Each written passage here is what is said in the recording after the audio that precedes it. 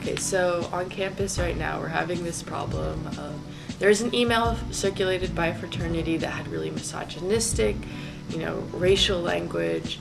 It talked about that there is no difference between not saying no and rape, and if you don't say no, if they don't say no, it's not rape, and calling people pumpkin pie and coming up with different names of different pies for different racial groups, saying that it's, it literally said don't fuck a Muslim because that's un-American.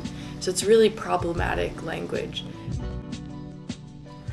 No private post-secondary educational institution shall make or enforce any rule subjecting any student to disciplinary sanctions solely on the basis of conduct that is speech or other communication that, when engaged in outside the campus or facility of a private post-secondary institution, is protected from governmental restriction by the First Amendment to the United States Constitution or Section 2 of Article 1 of the California Constitution.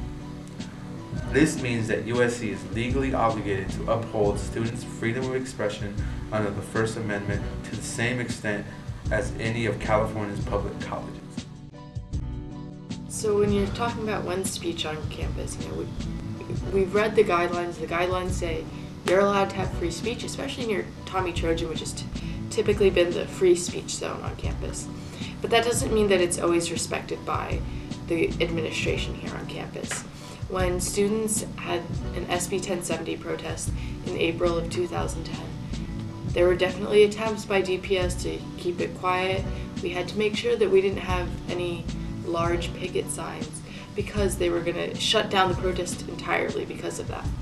And then a more dramatic situation happened in November of 2010 when Students for Justice in Palestine were holding a counter demonstration at a SC Students for Israel event. And it was 6 students who were standing peacefully, but with signs saying that, they didn't agree and that this wasn't okay with them.